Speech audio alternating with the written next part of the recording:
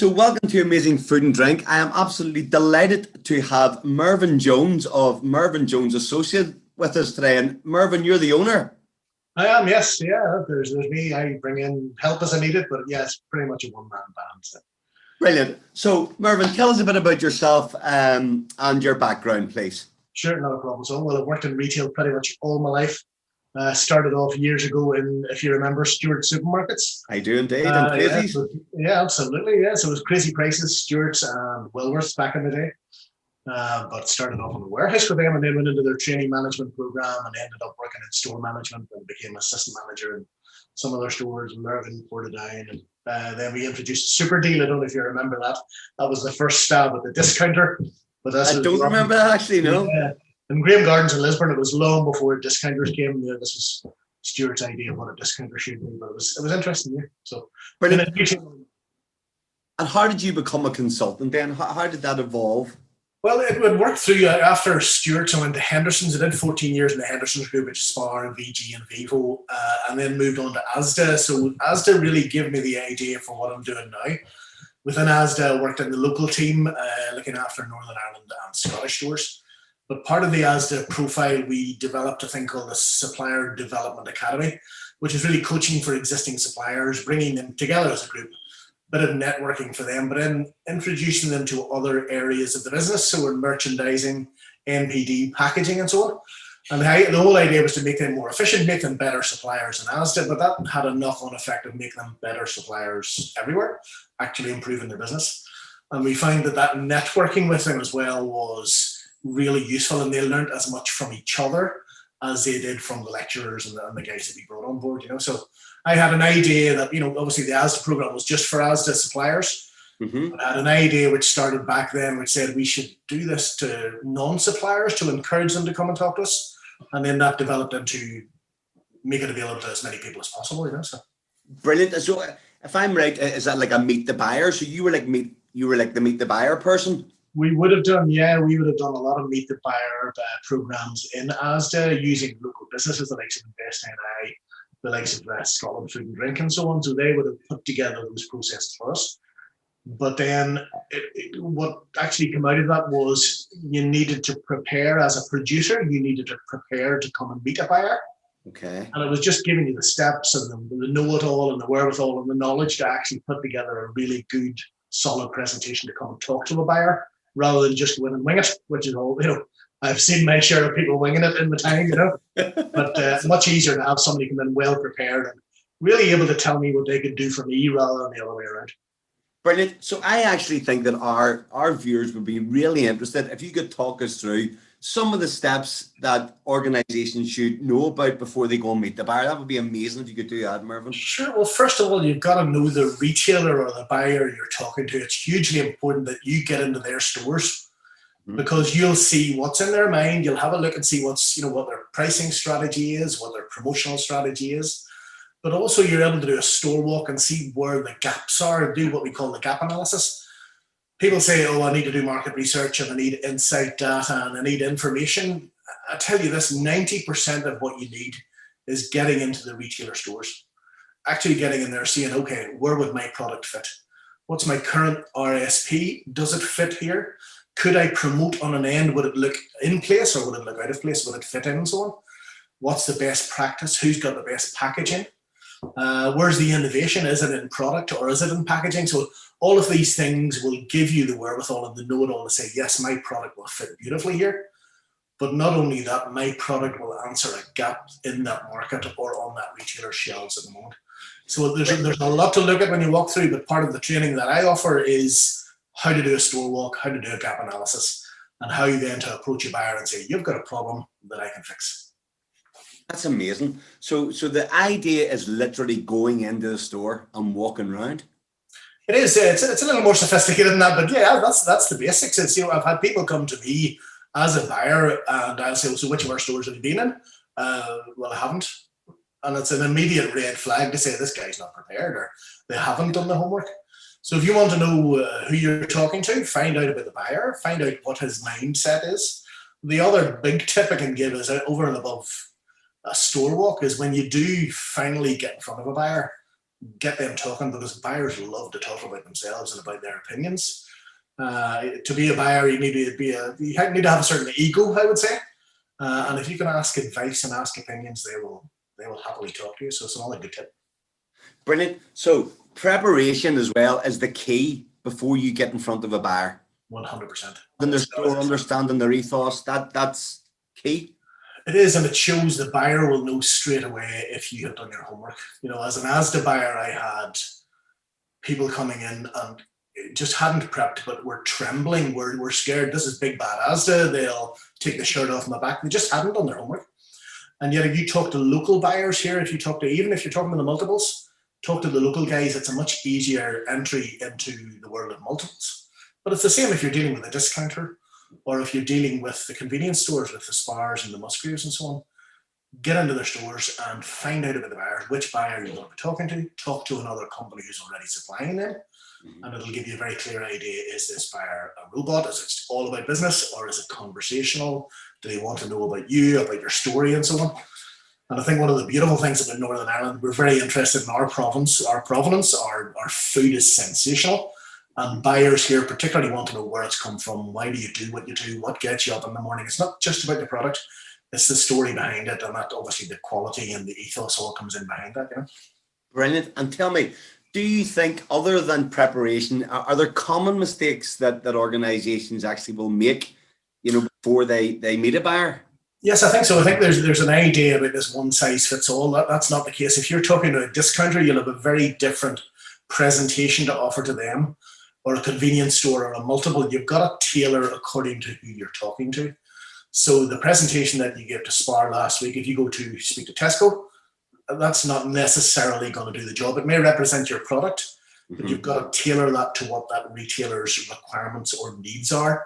So don't think that what you did last week is going to do you next week. You've always got to know the enemy, find out about them, get into the stores and get talking to them properly, but talk to them about the things that you've seen in their stores. This is actually brilliant, Mervyn, because you're maybe the classic case of poacher turned gamekeeper here. Yes. Yeah. I've worked on both sides of the table. I have to say, the buyer thing, the talk about the buyer power, and that's great, where you have people coming to you. But if you do your homework right, you can do half of the buyer's job. I've seen both sides of the table, and it's very obvious the guys who have done the actual preparation, and the people who haven't, the companies who haven't. As I said, I've had people come to me in nerves. I've had people come to me with their kids because they couldn't get babysitters, and the kids are playing peekaboo above the desk. I had another guy who had some nerve on him, a guy in Scotland. It was organised by Scotland Food and Drink. And he came in and we said, well, what are you here to talk to us about today? And he said, I'm here to talk about free-range chickens. And I went, fantastic, ticks all our boxes. This is actually something we're looking for. And my first question to him was, well, how many birds are you producing? And he said, well, none yet. Actually, I'm just building my first house. I haven't bought any birds yet, Okay, well, listen, I admire your pluck, as it were. You've come to us a little early, to be honest, but he was brave. He was just testing the water. Would you buy my chickens? Did he ever get his chickens in the Asda? Never heard from him again, to be absolutely honest, but there you go. And with the Scotland Food and Drink, do a wee bit of work prior to this, just to make sure you're setting as people who are producing, would be a good hand. So I've seen it all. It's been some fantastic, and again, it comes down to the guys with the story, and it's even in the mentoring and the training we do now. We talk about not just doing the prep about presenting your product, but about presenting yourself. And why did you get into this? And a lot of people say, "Oh, I started at my granny's knee and I was baking," and it's amazing the story they've had. It's been a family business, but some of their stories are as important as your product. Really. Super. And your experience is actually brilliant from both sides of the table, if you like. So what services do you offer? So this is your chance to plug Mervyn Jones and Associates. Okay, folks, we'll settle in. Okay. I offer a little account training. So we do some account management for existing companies. These are companies that I've dealt with previously and they've helped. So for example, when I worked in Asda, I listed the Match Direct guys. And I'm now working for them and managing the Asda account. And then there's startups and artisan products like a Suki tea, so we'll do a bit of account management for them. But it's looking at the whole operation and saying, right, these are the opportunities in food service, these are the opportunities in retail. And it's doing that. So part of it's account management, and then I work with InvestNI in delivering what they call their capability program. So we will do mentoring on meet the buyer, social media, marketing. And we've done the same recently with the Northern Ireland suppliers in the Grow with Aldi program, and the Northern Ireland suppliers through NIFTA. We're doing the little Kickstarter program as well, and that's just training and mentoring. So that's really what I do, a bit of account management, and a little bit of, I'll come into your company, I'll have a look at what you're doing, and I'll tell you what your strategy will be, or what it should be as it pertains to talking to a buyer. Where are you and what do you need to do? And a lot of that is pulling presentations together as well. It's actually saying, right, you've got a good core there, but if we're talking to this retailer, you should talk about this. And if we're talking to this retailer, then this is where you need to go. So that's the sort of thing I do, just give them a bit of guidance. Well, and that's actually brilliant, because that goes back to your one size fits all idea that definitely isn't that. And you have to tailor what you're offering to different companies. Yeah, completely. It's something you need to think about. It's very important to know who you're talking to, because it does change the message entirely. The other side of this is, depends what time of the year you're talking to a retailer. Obviously, a lot of them offer range reviews. The bigger boys particularly will have strict range reviews where they'll do biscuits in this month. It'll be tea and coffee. It's all quite fixed. So you've got to know what time of the year to be approaching these guys as well. And that, again, means you tailor your production, your presentation to the particular time of the year. You could be talking about a Christmas event, a baby event, an Easter event. It's all about knowing the time of year you're going to talk to them. So there's a lot to take into account and to tailor the presentation to. Okay, and you mentioned their InvestNI and the likes. Would you give help and guidance as to where you might get support, financial support, mentoring support? Do you do that as well? Well, yeah, to a certain degree, yeah. If most companies I deal with, I'll steer them towards InvestNI or FoodNI. If they're in the food service side, I'll steer them towards NIFTA and so on. So yeah, I'll point out those guys specialize in funding and support and so on. And again, those companies, Invest, FoodNI, and NIFTA, are now offering programs for their members, which I'm doing the mentoring and part of the delivery on. But they're the specialists. So if I'm talking to anybody, I'll always advise somebody to speak to InvestNI, or if it's a regional thing, talk to your local council about regional development and so on. So they may have funding locally for Antrim and Newtonabbey or for Belfast or ABC, and these guys will be able to help you locally. And again, for a lot of small businesses or startup businesses, it's better to start small, taking the small steps, get local funding, and then move on to the likes of InvestNI when you're getting to that next step or that next stage. Okay, and do you deal mainly with small business, or have you got a mixture of sort of sizes in terms of the businesses? Yeah, it's a bit of a mix now. A lot of artisan products, producers will go through the likes of the NIFTA and InvestNI program. But then I'm also dealing with Mash Direct, who are UK wide now. Dealt with Connolly Meats in Monaghan, and again, they're across in the GB now. So yeah, I started with a lot of small companies, but I've helped develop those, and I'll look at companies who maybe want to get into GB, or companies here in the north maybe want to go to the south. So yeah, it's quite a mix of companies that I have now. I have another company called Frozzies, who wait for it to do frozen yogurt for dogs. Sounds daft, but there's now over 1,600 stockists across the UK. So they've got a very small business. To pet owners are very fussy about what they give their dogs. Yeah. And there we go. We've got a national ice cream distributor who's distributing from John O'Groats to Land's End and north to south in Ireland here. So yeah, you can start small, but there's a lot of business again. Absolutely brilliant. And tell me, are there generic, if you like, challenges that you find any of the businesses you deal with actually face? Is it not knowing the market? Is it accounting? Is it marketing?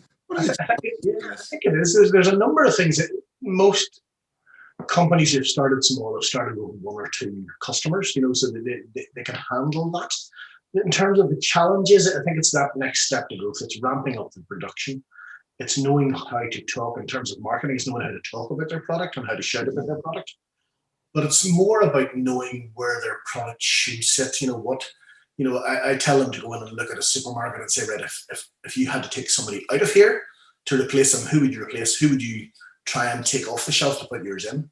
And why would your product sit there? So it's the challenge of knowing what price customers are prepared to pay, because one thing as well with artisan producers, they have a very, very high opinion, justified in a lot of cases, about what their product should retail at. But that's in terms of traditional retail bricks and mortar, that can be quite a high price. So they need to think about how to ramp up their production to allow a lower cost price potentially to allow them to sit on shelf. It's not always the case that you have to manufacture a product to cost. A lot of retailers will have the good, better, best idea where they have the Tesco Finest and the Asda Extra Special and so on. So your product can sit quite comfortably inside that. But part of the challenge would be knowing where does my product sit and how do I successfully pitch to have it attractive enough to have something taken off shelf to put me up. That's really good advice, because we have a number of contributors who are small and indeed artisan producers. Yeah. If you could give them one takeaway from this interview today, what would it be? I know that's a very difficult thing to maybe ask you. Yeah, the one that it comes back to the preparation. Get in the store. If you're talking to a discounter, get into Aldi, get into Lidl, should it be B&M Bargains or any of those guys, get into their store, because you'll see what the current retailer mindset is. If you want to talk to Tesco, we've all been into Tesco stores, but specifically go in, have a look at the category that your product would sit in, maybe a 2-bay or a 3-bay, and just take a look. Okay, even be cheeky, have a chat with the manager and bring one of your products in and say, can I have set this on shelf and take a few photographs? You'll see if it's in the right format. Should it be portrait? Should it be landscape? Is it the right color? A lot of the bays that you look at these days, you need sunglasses to look at. There's such high colors. Yeah. So how's your product going to sit out? Is it in font size? Is it in the shape or size of the product itself? There's a lot to think about, but actually standing in front of the category that you want to be in will give you a world and a wealth of information. And that is really brilliant advice. And now, if I want to reach Mervyn Jones and Associates, right, here's your chance. How do I reach you on the phone, on LinkedIn, website? Let's hear it, Mervyn. I'm on LinkedIn. I've just started on LinkedIn, but you'll find me on LinkedIn under Mervyn Jones and Associates, so I'm on there. Listen, give me a call. As I say, all my contact details are on LinkedIn there. I generally operate by word of mouth or by recommendation and so on. But if anybody wants to ring me, I'm sure we can provide some contact details at the end of this or whatever. They'll be on the links underneath this in the sum up. Not a problem at all. And give me a call. As I say, I can come in a day a week, a day a month. There's great flexibility in what I do, but there's also potentially support available through regional development or through Invest NI for bringing consultants in. So you might think it's going to be scary numbers, but it's not. There's support for you. And even if you become a member of some of these organizations, you'll get some of that training and mentoring for free as part of the membership. So, well, I must genuinely say that, Mervyn, listening to you today, I think you've got a wealth of knowledge, and it would be amazing if some of our contributors could maybe contact you. I think they get benefit from your experience. No problem. Happy to even put people together as a group. I think if you want to get people together, it's a great way to sort of bounce off each other as well. I talked earlier on about that networking. Yeah, that's a really useful way of getting information across to you. But yeah, absolutely, give me a call anytime at all. Another great idea. And before we finish, I'm going to ask the $64 million question. Oh dear. Okay. Future hold for Mervyn Jones and Associates. What does the future hold? I think more of the same. I think particularly coming out of the last year where we've had a lot of buyers locked down, there's been no product development. Their NPD teams have been meeting. Now is the opportunity. They're all opening up again properly. They're all looking at new products that they haven't been able to launch for the past year. So there's a fantastic opportunity. And I'm here to help you, or I can help you actually do that preparation for your MPD to get into the target retailer that you have. So strike while the iron's hot. The buyers are willing to talk again now. It's tough to get in. The other thing, just persevere. Brilliant. One last thing. We mentioned just before we started the interview about online and things that happened because of the pandemic, if you like. Yes. I think that's a route that small businesses and artisan producers should go. I think so. I think it's going to become an everyday thing for producers now. A lot of buyers will spend more time out of the office and more time at home. So I would imagine a lot of what we do will continue to be done virtually. You lose some of the spontaneity and the, in training sessions, for example, you lose some of that cross conversation because, if you have 12 people on a Zoom call, if you talk, it's tougher than if you're sitting around the table. So you have to make a certain allowance, but I think, yes, take advantage. If you get a chance to talk to a buyer virtually, jump on it because you have that buyer for 30 minutes, 45 minutes. So you take that opportunity to sort of woo them, Yeah, but it's gonna be around for a while. Definitely. Absolutely brilliant. Well, Mervyn, that was amazing. And I absolutely know categorically, having spoken to a number of contributors, that they'll really be interested in your services. So, thanks so much for taking part in the summit. No problem at all. I appreciate it. Thanks for the opportunity, and I hope it goes really well for you. And we wish you all the best in the future too, Mervyn. Thanks very much. Good luck. Thank you very much indeed. Cheers.